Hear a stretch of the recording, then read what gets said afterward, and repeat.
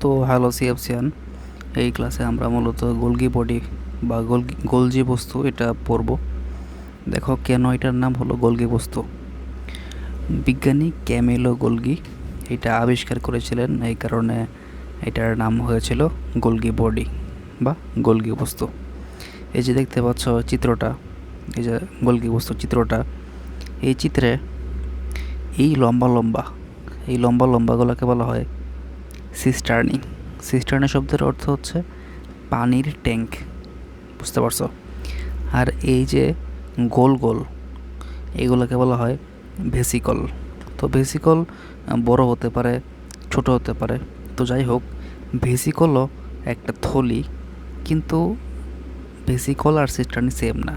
সিস্টার্নি মূলত পানির ট্যাঙ্কের মতো মানে তরল পদার্থ জমা করে রাখে, আর এই ভেসিকলগুলো ছোট থলি যেগুলো তরল পদার্থ এক স্থান থেকে অন্য স্থানে মানে পরিবহন করতে সাহায্য করে। তো আশা করি বুঝতে পারছো এই দুইটার পার্থক্য। এখন আমরা একটু রিডিং পড়ি। এটা মূলত প্রাণী কোষে পাওয়া যায়, বুঝছো? উদ্ভিদ কোষে কম থাকে। মূলত হচ্ছে প্রাণী কোষে পাওয়া যায়, উদ্ভিদ কোষে কম থাকে, এটা একটু খেয়াল রাখতে হবে। আর এখন মানে অনেকে প্রশ্ন করতে পারো যে কেন এটা প্রাণী কোষে পাওয়া যায়, উদ্ভিদ কোষে কম থাকে। কারণ উদ্ভিদ কোষে তোমার বিভিন্ন হাইড্রোলাইটিক পদার্থ স্টোর করার জন্য বৃহৎ কোষ গহ্বর থাকে। তো প্রাণী কোষে তো বড় কোষ গহ্বর থাকে না। তো এই কারণে প্রাণী কোষে এই গোলগি বস্তু প্রয়োজন, বুঝছো? এর সিস্টার্নি যেটা, এই সিস্টার্নি ও কয়েক ধরনের ভেসিকল নিয়ে তৈরি, এটা আমরা দেখেছি মাত্র। এর পর্দায় উৎসেচকের পানি বিয়োজন সম্পন্ন হয়। এই উৎসেচক মানে কি? এনজাইম। এই যে সিস্টার্নি বা গোলগি বডির সিস্টার্নি, এটা যেহেতু একটা থলির মতো কাজ করে, বুঝছো, একটা পানির ট্যাঙ্কের মতো কাজ করে। তো এটা তোমরা বুঝতেই পারছো যে এখানে বিভিন্ন মানে এনজাইমের পানি বিয়োজন সম্পন্ন হবে, বুঝছো? আর জীবদেহে বিভিন্ন পদার্থ নিঃসৃতকরণের সাথে নিবিড় সম্পর্ক রয়েছে। যেমন একটা পানির ট্যাঙ্ক, এই পানির ট্যাঙ্কের পর্দায় বিভিন্ন মানে এনজাইমের পানি নিঃসরণ হয়। আবার সেই পানি তো বিভিন্ন প্রয়োজনে মানে নিঃসৃত করতে পারবে সে, যেহেতু এটা একটা ট্যাঙ্ক। তো এই কারণে জীবদেহের বিভিন্ন পদার্থ নিঃসৃতকরণের সাথে এর নিবিড় সম্পর্ক আছে, বুঝছো? হরমোন নিঃসরণেও ভূমিকা লক্ষ্য করা যায়। আর এইটা তো আমি বলছি পানি, অ্যাকচুয়ালি পানি বলতে এখানে আমি কোষ রসকে বোঝাচ্ছি। তো কোষ রসে তো তোমার এনজাইম, হরমোন আর অন্যান্য অনেক উপাদান থাকতে পারে, বুঝছো?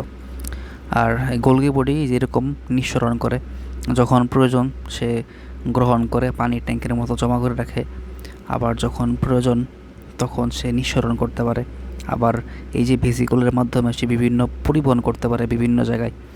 দেখো, একটা ট্রাফিক পুলিশ কি করে, যখন রাস্তায় জ্যাম পড়ে তখন কিন্তু সে একটা জায়গায় আটকায় দেয়, আরেকটা রাস্তা চলতে দেয়, বুঝছো? আবার আরেকটা আটকায় দেয়, আরেকটা চলতে দেয়, মানে একটা ব্যালেন্স রাখে। তো গোলগি বডিও কিন্তু কোষে সেম কাজটা করছে। তো এই কারণে গোলগি বডিকে কোষের ট্রাফিক পুলিশ বলা হয়। এটা একটু খেয়াল রাখতে হবে, ঠিক আছে? আর কোনো বিপাকীয় কাজের সাথেও এরা সম্পর্কিত। এখন বিপাকীয় কাজ কি? বিপাক কাকে বলে? কোষে সংঘটিত সকল প্রক্রিয়াকে একত্রে বিপাক বলে। তো এটা যেহেতু বিভিন্ন এনজাইম ধারণ করে, তরল পদার্থ ধারণ করে, সেখানে এনজাইম থাকতে পারে, হরমোন থাকতে পারে, আরও অনেক উপাদান থাকতে পারে। তো অবশ্যই এটা অবভিয়াসলি বিপাকের সাথে সম্পর্কিত হবেই, বুঝছো? আর কখনো প্রোটিন সঞ্চয় করতে পারে। এটা যেহেতু সঞ্চয়কারী পানির ট্যাঙ্কের মতো কাজ করে, তো এটা বুঝতে পারছো যে এটা কি প্রোটিন সঞ্চয় করতে পারে, বুঝছো? তো এটা একটু খেয়াল রাখতে হবে, ইনফোটা প্রোটিন সঞ্চয় করতে পারে। এটা কিন্তু একটু ব্যতিক্রম। কেন? কারণ প্রোটিন মানেই কিন্তু রাইবোজোম।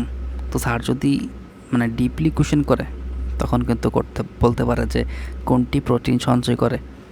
তো এটা কিন্তু সংশ্লেষণ করে না, সঞ্চয় করে। খেয়াল রাখতে হবে, সংশ্লেষণ করে রাইবোজোম, সঞ্চয় করে গোলগি বডি। ঠিক আছে? তো আশা করি গোলগি বডি সম্পর্কে একটা আইডিয়া হয়েছে। তো আজকের ক্লাসে এই পর্যন্তই। পরবর্তী ক্লাসে আমরা অন্য একটা টপিক নিয়ে আলোচনা করব। তো তোমাদের যদি এরকম টাইপের ভিডিও ভালো লেগে থাকে বা উপকারে আসে, তাহলে চ্যানেলটা সাবস্ক্রাইব করতে পারো অথবা ফেসবুক পেজটা ফলো করতে পারো।